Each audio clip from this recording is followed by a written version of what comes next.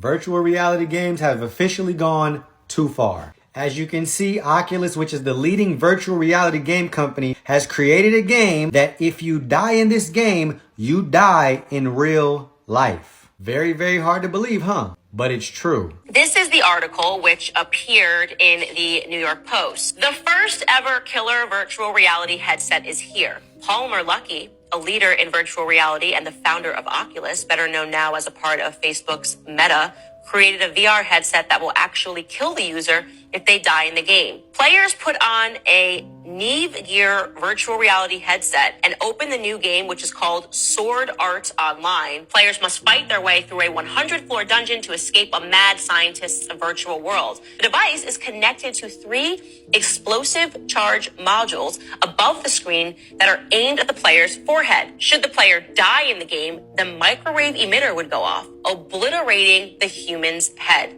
Luckey, who also founded Anduril, a weapons and defense contractor that has won large contracts with the government, said the explosive charges on the headset are ones he usually uses in different projects. Quote, when an appropriate game over screen is displayed, the charges fire instantly, destroying the brain. This is so hard to believe, but it is the reality of the times that we're in. You see, it didn't just happen overnight. They've subconsciously prepared us with different movies and different ideas and different games that are all based around leaving this reality and going into a different reality. Facebook happened to buy Oculus, which is the virtual reality game. Meanwhile, Facebook has changed its handle to Meta, and Meta has an entire virtual reality world, an entire world where you can become who you want, you can go where you want to go, you can do whatever you want to do in this virtual created world, completely detaching you from what's real, which is already scary enough. This life was created as an opportunity and a test to see what we would do, to see if we would choose God and to walk a path of righteousness and believe on the Son of God, or to disbelieve and to choose to live lives how we want, to choose to live lives of sin in which we will be separated from God for eternity. But what happens if you're so detached, your mind is completely plugged in to another reality where you don't even have the ability to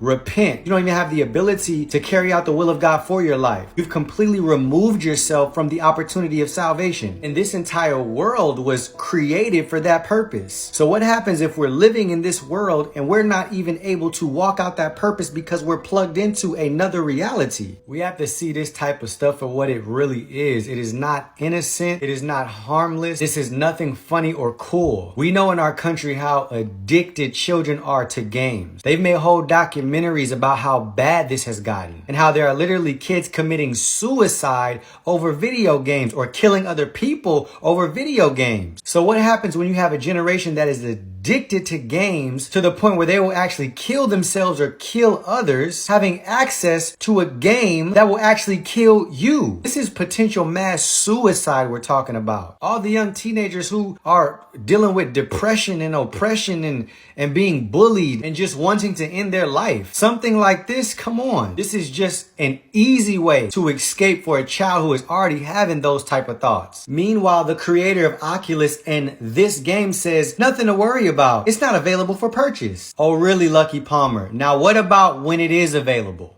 I don't think you created this device and created an entire game behind it for it not to eventually be for sale. They're probably testing how the public is going to react to it, which is what they do a lot of times before they release all hell into the earth once again. To my parents out there, I really hope this is not something that you're going to be passive about. I really hope this is not something that you're just going to allow to happen and to hit the shelves for our kids to go and purchase.